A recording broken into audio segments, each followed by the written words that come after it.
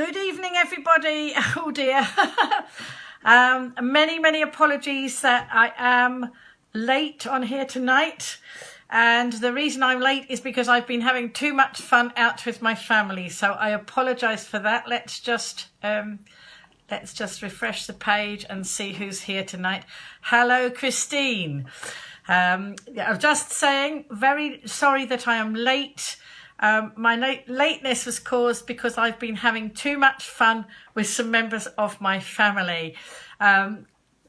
This weekend is a real family time for me. Hi, Eve. I had intended to live stream at 10 as usual. I was going to live stream. I've been at my brother and sister-in-law's house with other family members. I was going to live stream with them there, and then we decided that I needed to come home first and do the live stream. So, and it took a bit longer to get back than we thought. So I have many apologies, but I am here now, and I hope you like my Easter bonnet. I have a selection of Easter bonnets here. My son and his fiance have been here today, and earlier in the day I was live streaming while they were making Easter bonnets. So I thought, well, you know, no point in having all these wonderful Easter hats unless hang on, I'm just going to unless we share them with everybody. So let's have a that's it. Let's see. So there we go. Whoops. And I'm going to probably have a little bit of a difficulty keeping this one on. This originally was a lovely decoration, a table decoration that a friend made for me when I was doing an event, one of my networking events. And this afternoon, my future daughter-in-law turned it into a wonderful hat for me, but actually I'm having a job keeping it on, so it may fall off but actually I've got some other hats here. So if I lose this one, I've got all sorts of things here. So how's everybody been? Do share the broadcast if you think some other people. Hello, Joan. And hello, Sarah. If you think other people might like to come into the broadcast, do please share. Let's have some fun together. Now, nobody sent me any jokes in this week. Saturday night is always, hi Joe. Saturday night is always laughter with Lynn. I have asked for people to send jokes in. No jokes came in, but we have had such a hilarious family time, and we've actually been reminiscing over some of the fun things that happened in the past. Hi, Peter. And so I will be recounting a few family incidents. Hi, Kerry-Ann. A few family incidents of things that have made us laugh over the years. Doing mad things like, you know, wearing silly hats and, oh, wait a minute, hang on a minute. Whoa. Because I have forgotten, and I am having a job with this hat, and I apologize. Oh, let's have a look in the laughter with me. Look, Lynn's laughter, the medicine tin. Here we are. Look, what have I got in my medicine tin tonight? I have got my glasses.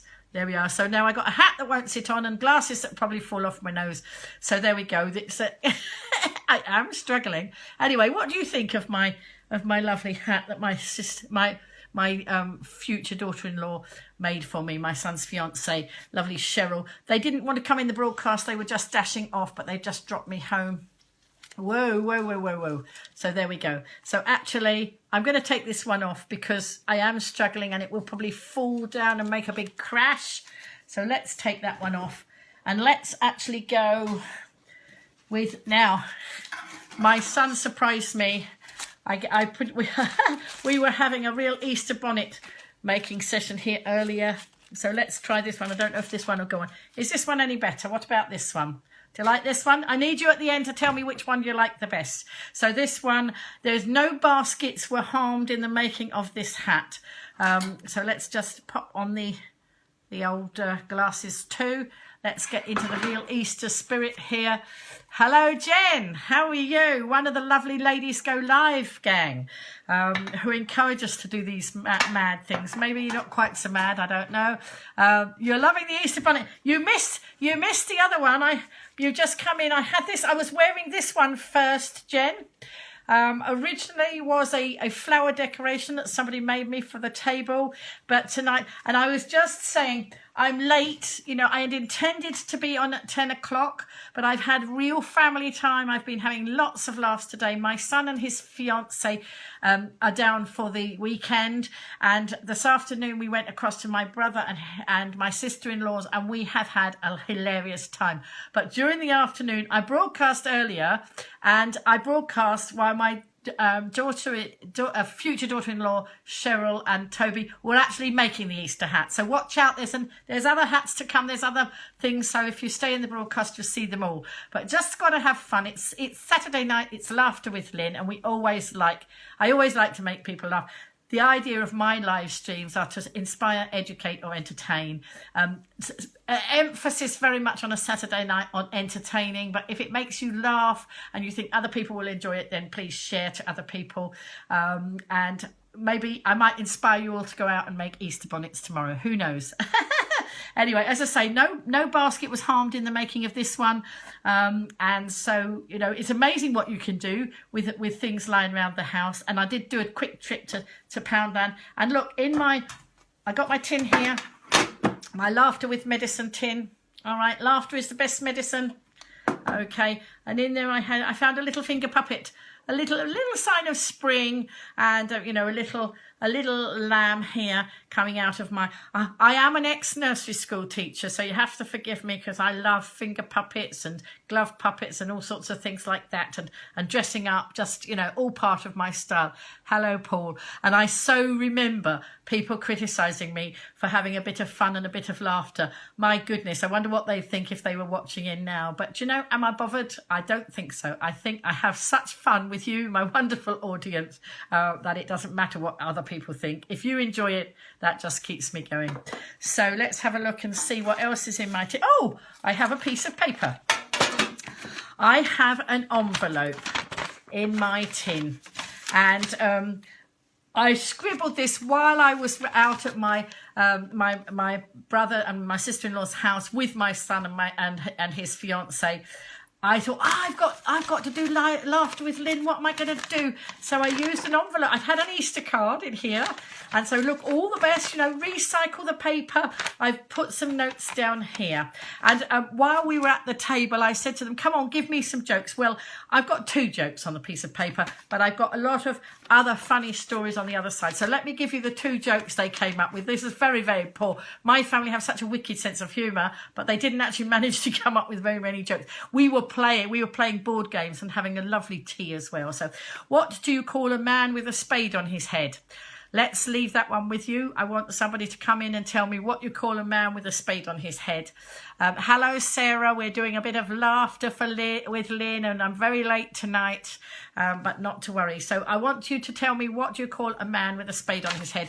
And while you're thinking about that, we reminisced because my daughter and her husband have just purchased a luxury caravan, which is fantastic because I'm going to go away and be with the grandchildren and have a lovely holiday in the luxury caravan.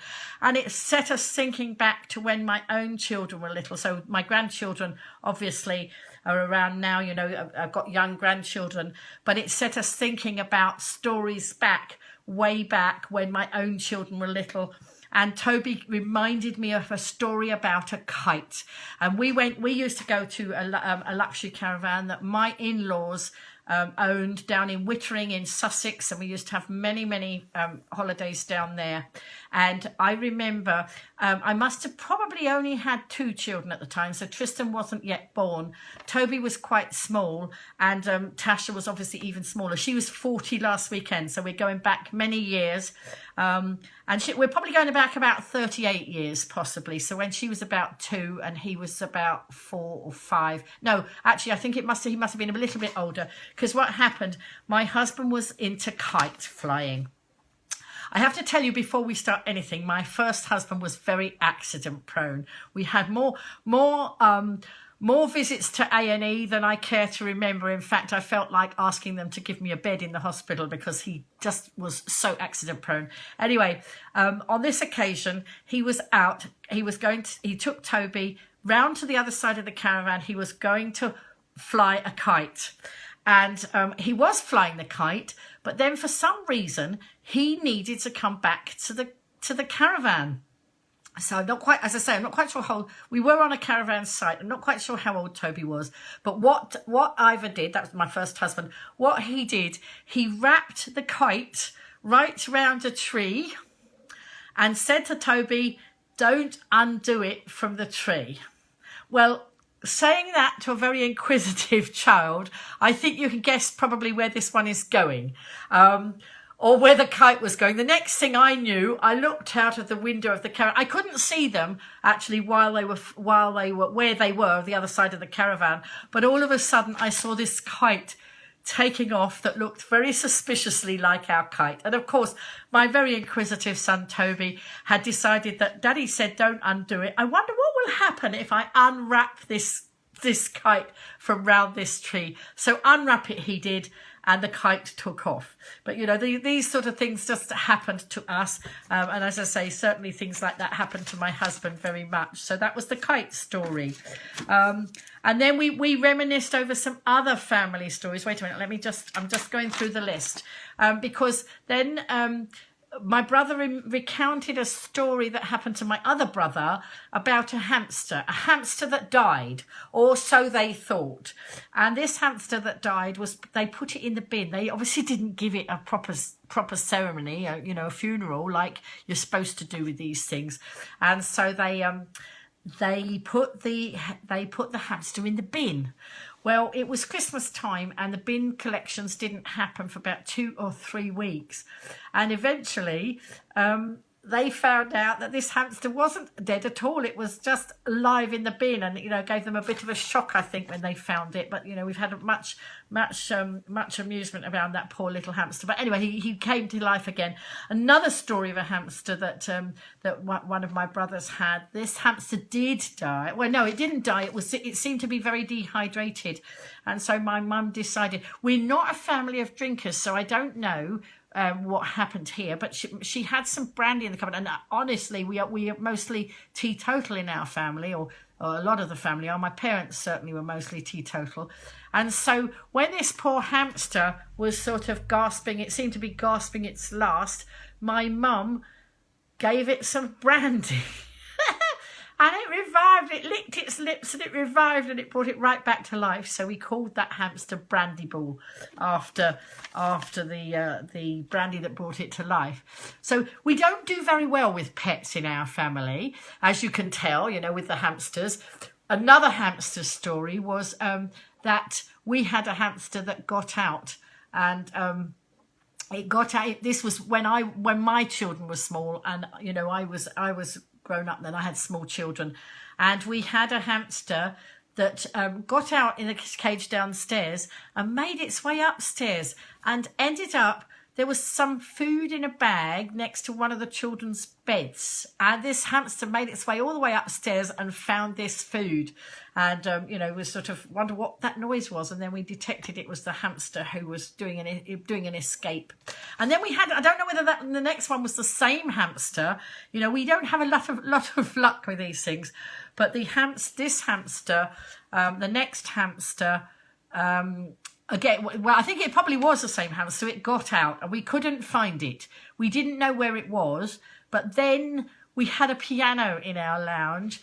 And one day one of us spotted that the baize, the green baize, like the green felt round the pedals, where, you know, the pedals that you push on a piano, it was being chewed at. It was all in a little ball underneath. And so it was evident that the hamster was probably in the piano. And so we tried to entice it out by leaving food out of it, but we didn't manage to. Eventually we had to take the front off the piano and find the little hamster hiding inside. So there we go. And so that leads me on to a tadpole story. I went on holiday with my family one day. I'd been given some frog spawn, and the frog spawn had, you know, the tadpoles had come out of the frog spawn, And that's right, at school. This was at school, and they gave the tadpoles out to the children in the class. So I came home with my tadpole, my very precious little tadpole. Then we were going on holiday, and my gran was staying behind, and I remember her being left in charge of this tadpole. Well, while we were away, she managed to lose the tadpole. Hi, Sarah. So, how do you manage to lose a tadpole? Well, what happens to tadpoles? What happens to tadpoles eventually? Their tails get shorter, they grow legs, and they turn into frogs. And basically that's what happened. And my little tadpole turned into a frog and jumped out of the container while I was away. And my poor granny, I can't remember what happened. I know she went into absolute panic mode, because I don't know how easy it is to lose a tadpole. But hi Gemma.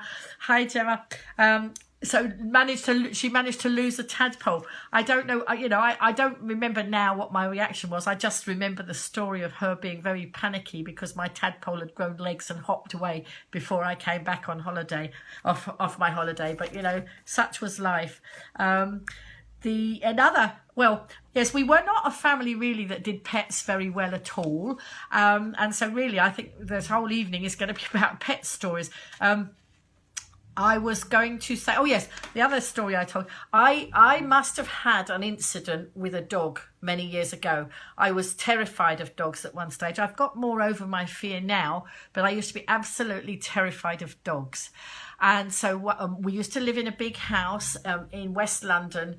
And I can remember coming home from school one day, and nobody else was in, so I obviously was old enough to come home and have a key to get in on my own.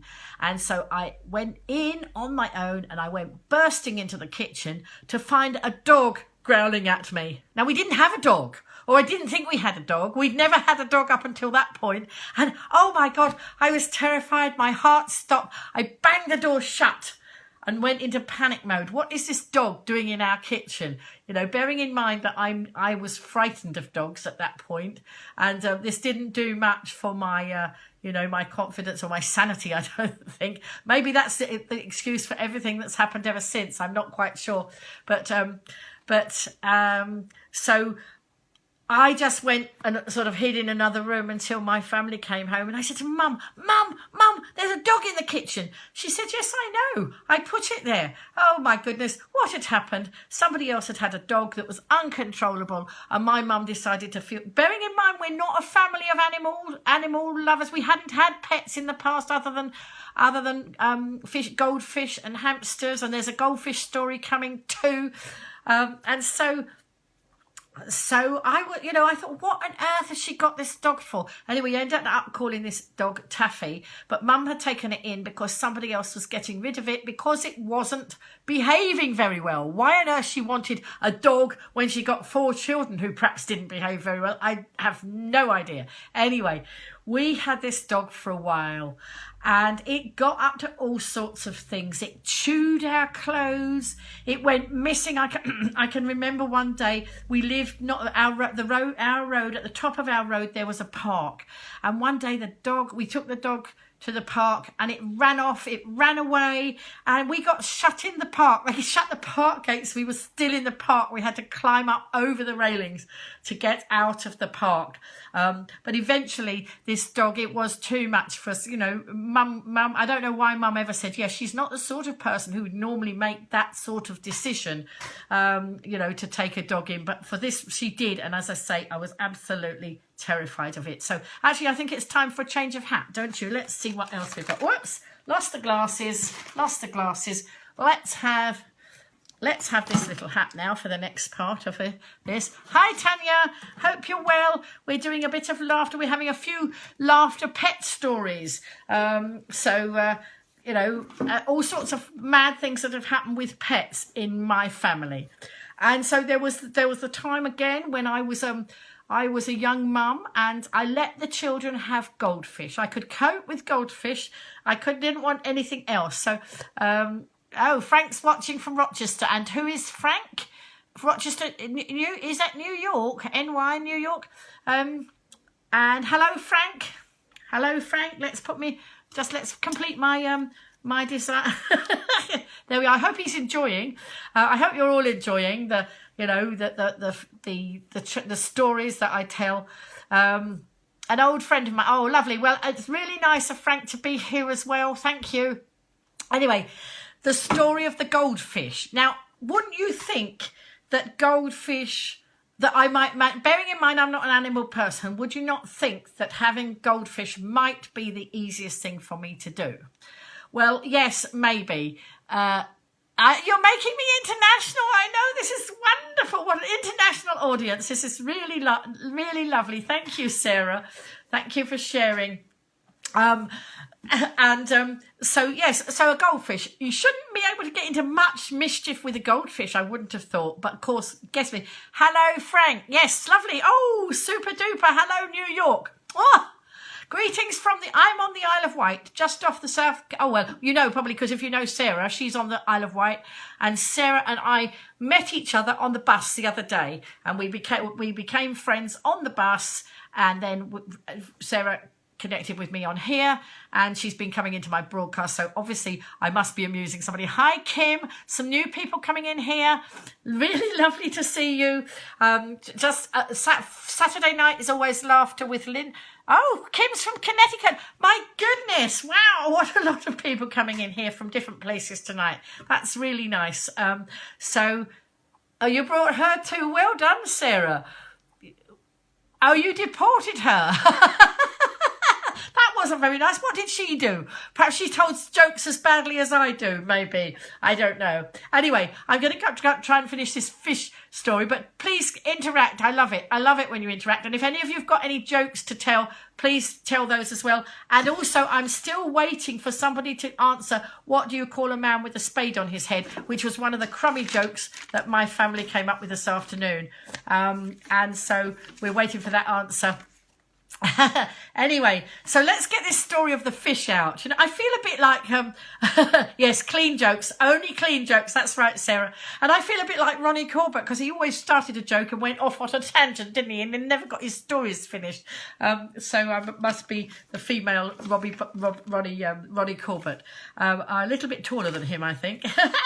Might not be able to get clean jokes out of those two. Oh, it's got to be clean, otherwise I'll have to block them. Anyway, so this goldfish. I had a goldfish in a bowl or in a tank or whatever it was. We had a mantelpiece in our front room in the house that I was living in at the time. And the water was getting a bit grimy. It obviously needed for me to clean it out. And I went to look. And although the water was grimy, I thought, it's not that bad.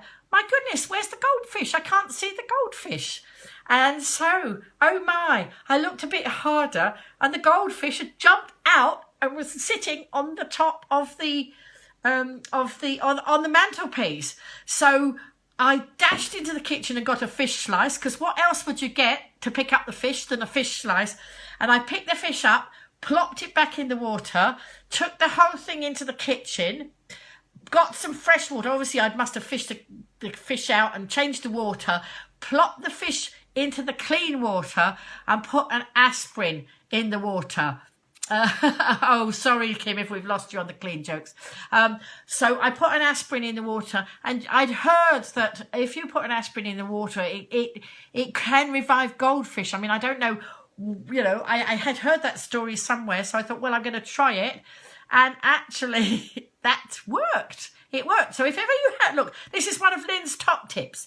If ever you have a goldfish that jumps out of the tank, then go and freshen the water, put fresh water in and put an aspirin in. And there you are. That's Saturday night's top tip to revive your fish, your goldfish. So anyway, I shouldn't really be let loose with any animals, but I also ended up, I've just remembered now about a rabbit.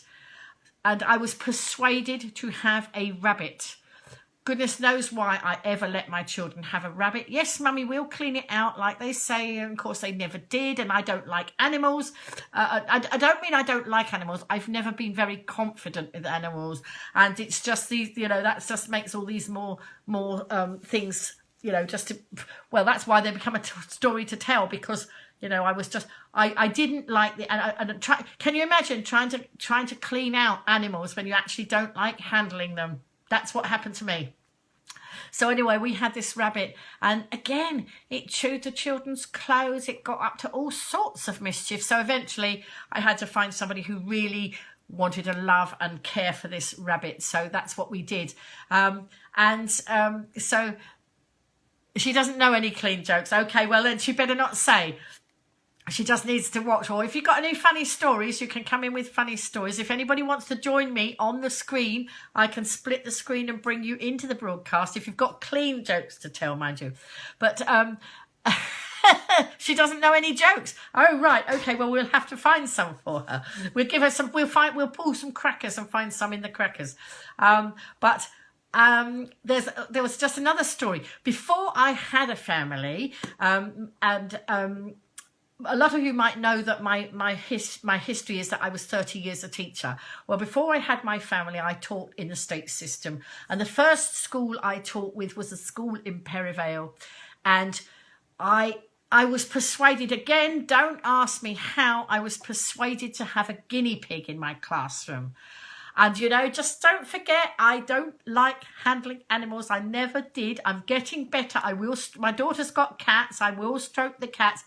Still not very keen, but my confidence has grown over the time, but still not fantastically keen. I don't mind other people having animals, but I'm not overly keen on looking after animals or even touching animals. And we had, I had this guinea pig. Hi, Bob. I was persuaded to have this guinea pig in my classroom. And of course, what did that mean? It meant that, of course, I had to clean the guinea pig cage out. And bearing in mind I don't like touching the animals, that was a little bit tricky. So what I used to do was put the cage down on the floor and let the guinea pig run round the classroom, clean the cage out, and then shoo the guinea pig back in. That suited me. But one day I heard rather a lot of noise. So this was supposed to be a baby guinea pig that I had.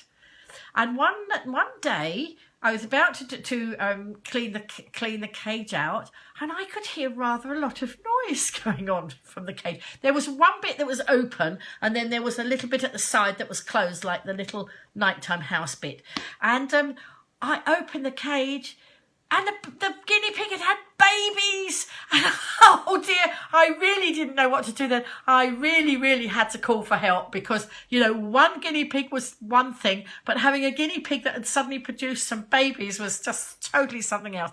Totally outside my comfort zone, and I wasn't going to do anything. I didn't want to harm the babies. I didn't actually know what to do, so I had to get help. And in the end, I had to get somebody else who would. Hi, Sandy. Hi, Dawn. And Bob. I don't know if I said hello to you. I had to get other people to come in and look after the guinea pig, or take it to another classroom, because I really, you know, it was so outside my comfort zone. But, you know, I just even remembered, I hadn't got all these stories written down. They're just popping into my head as I come back.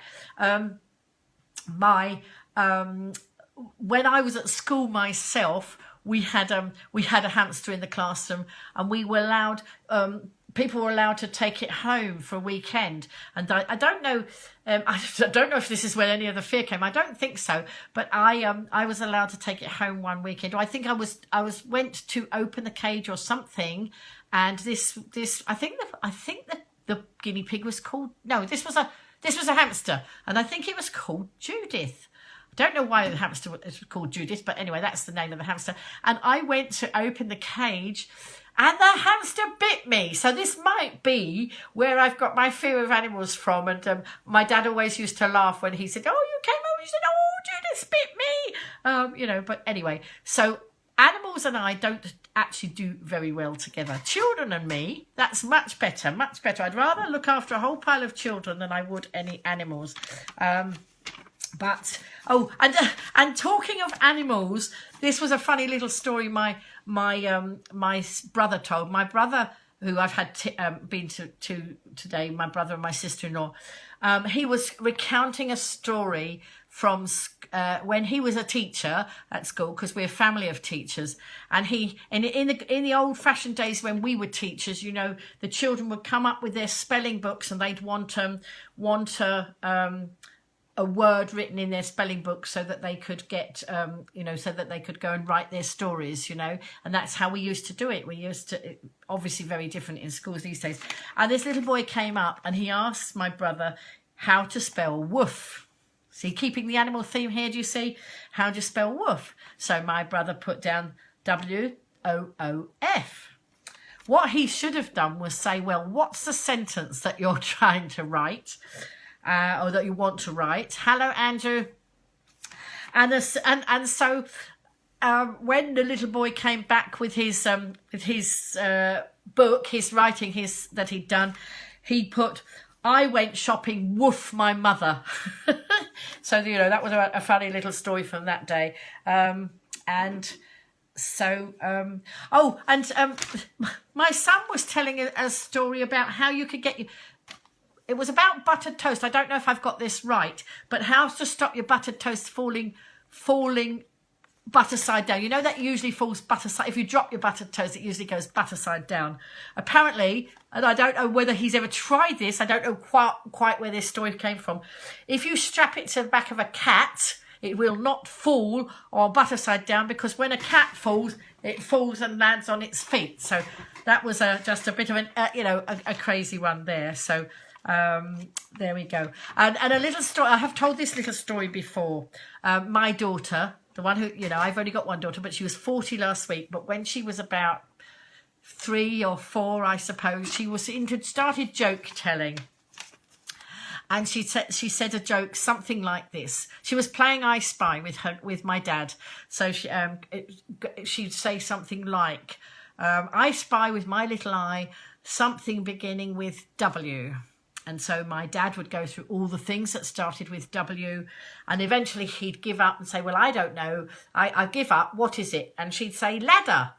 And he'd say, but that doesn't start with a W, darling. You know, that's an L, a L at the front of that. And she'd say, oh, I know, Grandpa, but I thought I'd make it a bit harder for you.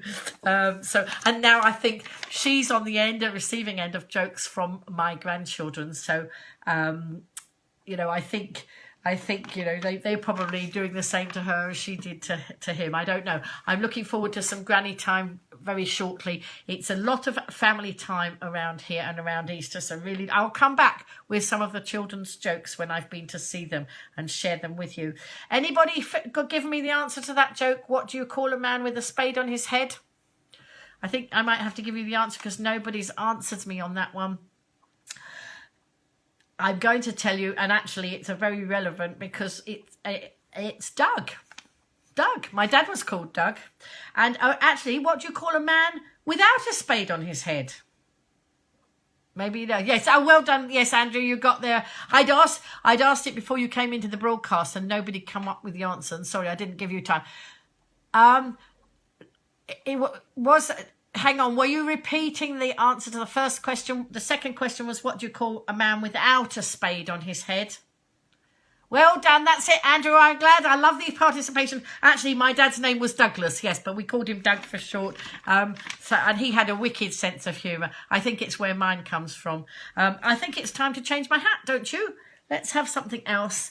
Let's have some bunny ears. Oh, look, 2 lots of bunny ears. Bunny ears, glasses, and bunny ears here. So, oopsie, righty-ho.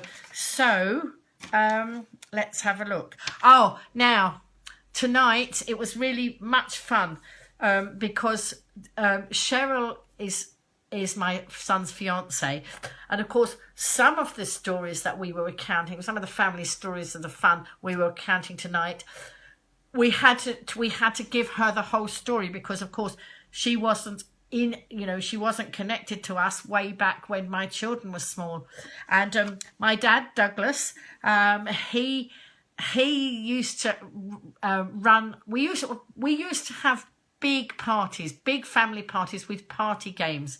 And we had a big house, and at Christmas we always had a party for at least about 50 people because we had this big house, we could do that. And my dad used to love playing party games, and I mean, party games, all sorts of party games, pencil and paper games, hiding around the house games, all those sort of things. And he used to have a fez. I must get a fez in my collection because it would remind me of my dad. But he used to have like a Tommy Cooper fez. And my dad wasn't that tall. Hi, Jasmine. And if he put a fez on his head, he said that everybody had to shut up and listen to him. But actually it never worked, you know, because everybody used to take the mickey out of him. So he used to stand on a chair and put the fez on his head, and still nobody laughed at him. Nobody listened much. But you know, that's what he would do. And we were going back.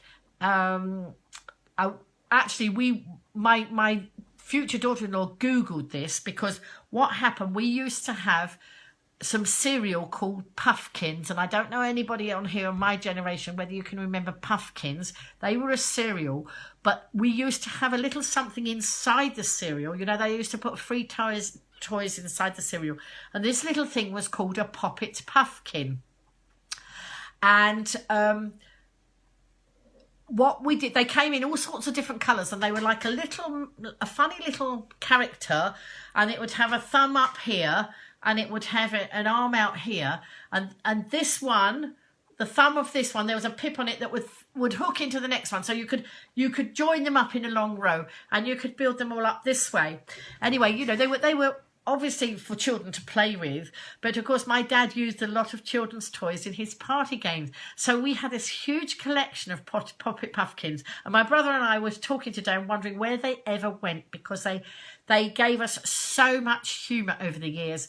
And what happened, my dad used to hide them all around the house, and then he would divide the guests into teams, and each team would have a team leader, and each team would be named a group of animals. So, you know, you'd have cows, and you'd have horses, and you'd have all different animals, but you always had to have a group of aardvarks.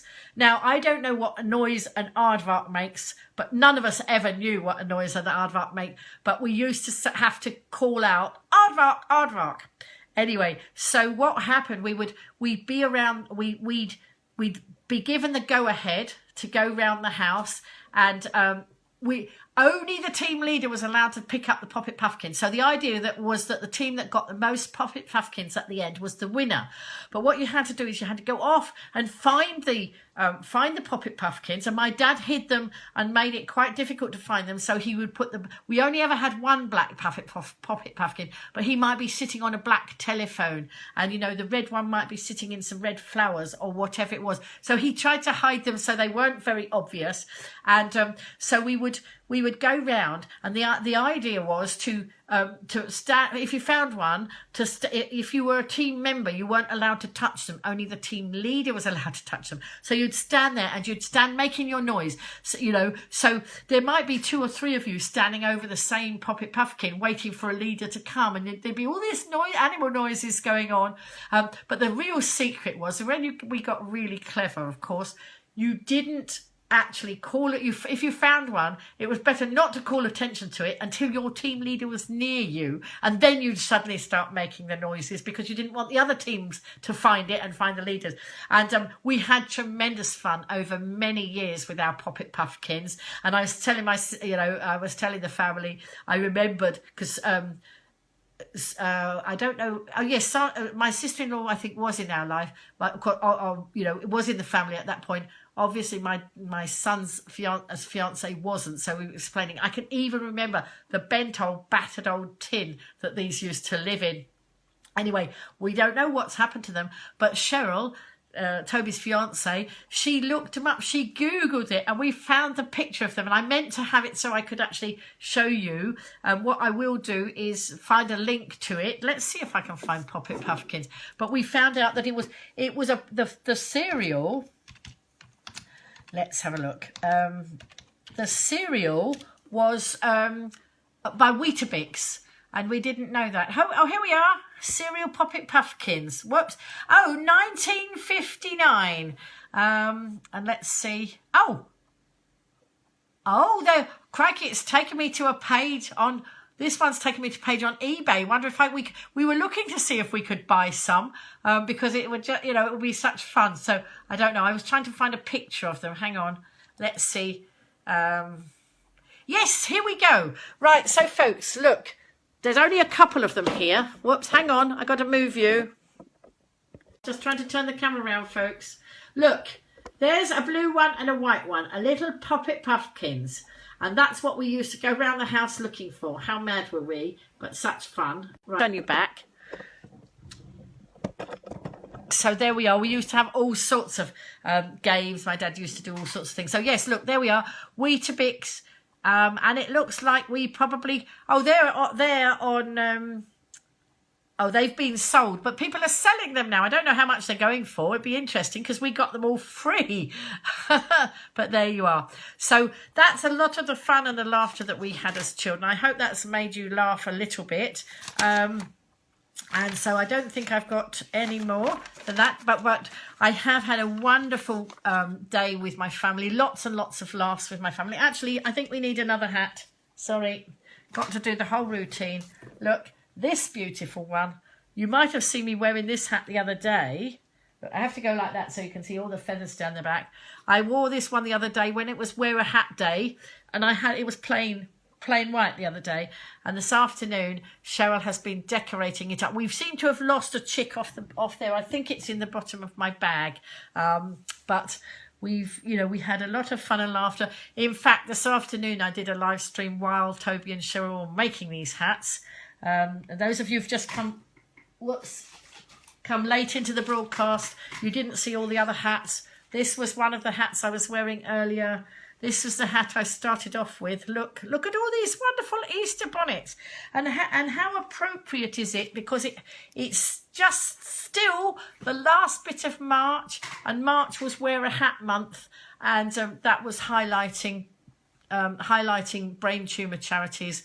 And actually, earlier this week, we actually had Wear a Hat Day. And I wore lots of hats because I love it. So I hope that's amused you a little bit. And then I want to just tell you about something else. I'm going to take these off because it's going to make life a little bit... No, actually, I'll leave them on. Why don't I? You may know that I love my Bitmojis. Do you know what Bitmojis are? Bitmojis are a little character... Look, a little character. It's an app, and it's a little character that I've made. I've personalised it to me, and it shows my character a little bit. Now, I belong to a business. I'm a referrer, a business builder in a business called We All Send Cards, and I have told this story earlier this week, but I wanted to tell it again, and I want to encourage lots more people to go live because. Like this, I mean, tonight I'm using, it's Laughter with Lynn, and it's all about humour and entertainment. But my goal is always to inspire, educate or entertain. Emphasis tonight on entertaining, but, I hope I inspire some of you to use live stream and go and do the same thing. But a lot of people are resistant at the moment. I know why, because it's a fear factor, getting in front of the camera. And of course, you don't have to do it the way I do it. You don't have to be as mad as me. You can just do, whatever, your own style. And I just want more and more people to do it because there's so many people to get messages out, whether you want to be a clown and entertain people or whether you got more serious messages, whether you've got charities you want to promote. I mean, I actually promote the charities while I'm doing the messing about, and it doesn't seem to matter. But it's what you do in your own style. But if you've got a business you want to promote, if you've got an event or a charity, live stream is the answer. I want to see so many people live streaming. So I'm going to keep encouraging people to do it because it is important. But earlier this week, I asked for people for the designers who are designing for We All Send Cards, the card business that I'm a business builder for, and I said I want some cards to reflect the fact that I want people to go live. I want people to try it, feel the fear, and do it anyway.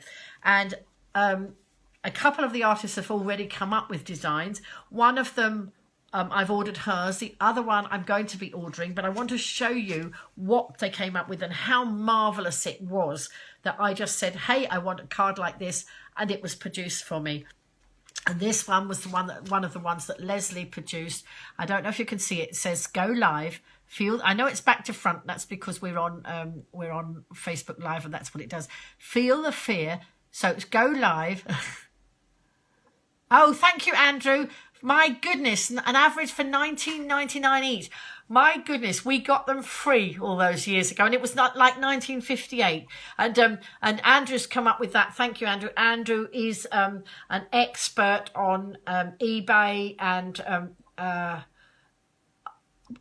eBay. What else is it, Andrew? You do more than eBay, I know you do, but anyway, so I'm just going back to this card, and thank you for that information anyway, Andrew. That's interesting because my brother wanted to know how much they were, and we couldn't see at that point. But then I think we were so busy playing games that we got onto our game. Amazon, that's right. Yes, sorry, I couldn't think of the word Amazon. Thank you. Thanks for prompting me. So if anybody needs help with eBay and Amazon, Andrew's a person to contact. So anyway, this card. Look, isn't that wonderful? She's got the smartphone and all these bits and pieces. And then with these cards, you're able to personalize them inside. And so look, so it says, "Go live, feel the fear and do it anyway." And then I've put, this is one I'm going to send to somebody that I want to encourage them to go live. So there's a little Bitmoji that says, there's my little Bitmoji. It says, "Make me proud." There we go. And, then on the inside, I've chosen a style of font that looks like handwriting, and the handwriting said, "You will be so glad you did. Regards, Livestream Lynn." And I'm just looking at Frank's message there that's just come up. That says, "You said you met this woman on a bus, so I assume she lives on the aisle with you. Why in the world would the card be backwards if she's looking directly at the camera? Is she shooting herself looking into a mirror?" No, Frank, why not? I don't know. I can't I can't help you on that one. I know that when I do live stream, it reverses the writing. Don't know. I do not know why. Don't know why that one. Anyway, so I don't know if you're enjoying looking at my cards. So that was one card I had. That's going off to somebody who I want them to encourage to live stream. And this one this one says, "Go live," and it's got all the icons of Facebook and the Twitter icon all round, and then it says "push the damn button." It's what a lot of live streamers, the influencers in the live streaming world, are saying. Please push the damn button is what they're saying. And in this one, I've personalised the inside again with some more Bitmojis. I put "You can do it, make me proud, do it, do it, do it." And then there, look, a shout out saying, ready to do a megaphone and shout it out. And then on this one, on the inside here, the writing I put there is "Embrace the power of live stream. You will be so pleased with the result. You will probably wonder why you didn't start earlier. Now go and have lots of fun. Livestream Lynn." And I ordered these cards on Thursday before 1 o'clock. Now, if Friday hadn't been a bank holiday, they probably would have arrived on Friday, but they arrived today. So, great card company, and I'm just so proud of being part of it. But I'm loving the cards that have been made especially for me. Yeah, that's right. That's so, yes, it always ends up backward. All the writing ends up backwards on live stream. I don't know why. Maybe I need to sit in front of, I don't know how I could do anything about it. There might be a way of doing it, but I haven't discovered it yet. So anyway, then when those cards, Leslie designed those cards late at night, because I put the request out late at night, and she designed them. And then in the morning, when I woke up, she had designed this card. Now, that's me. That's a laptop. That's a lovely cup of coffee. And over here it says, just get on and push that damn button. And here she's put a notepad and it's put 10 p.m. live with Lynn, because she knows. Well, yes, it is. That's true, Sarah. Yes, because when I stand in the street doing a live stream, I'd noticed that the whole thing was I confused myself, because I thinking that doesn't look right. I was in Union Street the other day doing one, and when I watched it back, I thought that doesn't look right. But of course, it was because the whole thing is round the wrong way. So I do not know why. I'm sure if we Google it, we will probably find the answer. So maybe I might do that afterwards. So anyway, yes, so back to this wonderful card. Hi, Frank Judge. Nice to meet you. So anyway, so yes, so this wonderful card, she designed this, look, just a personal one for me. And inside it says, do it, do it, do it, do it. And I could try, couldn't I? I'm not sure. But if I was doing it in front of a mirror, I have to, no, you see, I have to sit in front of the camera. How would I don't think I could sit in front of a mirror and do it because I wouldn't be able to look at the camera, would I? Anyway, I'm not going to worry about it. Anyway, so then on this one, I've matched the colour of the writing and the colour of the back, you know, the background to make it sort of tone in with the card. It is like looking in a mirror. And so here it says, you know you should live stream. Make me proud, live stream Lynn. So I'm delighted with those cards. So I wanted to give a big shout out to the people at We All Send Cards. And those cards will be going off to people who I want to do some live streaming. So folks, I hope you've enjoyed. It's like looking in a mirror. No, that's why it's backward. I'm not going to lose any sleep on this one. I don't understand it. I just know that it's all backwards. But hopefully you don't think I'm backwards. Maybe I'm backwards in coming forwards. I don't think so. Anyway, it is now 20 to 12. I do have things to do before. Wait a minute, you'd have to aim your phone or whatever you're using at the mirror. You'd have to set that up in advance and practice it. Yeah, maybe I would, Frank. I'm not sure that I could cope with that one. Anyway, I've had fun with you here, folks, tonight. I love it when you come in and chat with me and share your jokes. Anybody want to come on screen before I go? Anybody brave enough to come on screen? It does sound like a pain, doesn't it, Sarah? I think I'm not too worried. If you can cope with things being back to front, I always read them out to you. So if they're back to front, then so they are. So have you? I hope you've enjoyed the broadcast. If you have, please share. And I would love some of you to come and join my smiley faces. Come and join my YouTube channel. What happens when I finish these broadcasts? I save them onto Facebook, but I also upload them to my YouTube channel, which is Lynn Blackledge. So if you want to come and ever watch any of them that have gone in the past, there's lots and lots of them up there. I'm trying to get them uploaded as quickly as I can. They're not all there yet.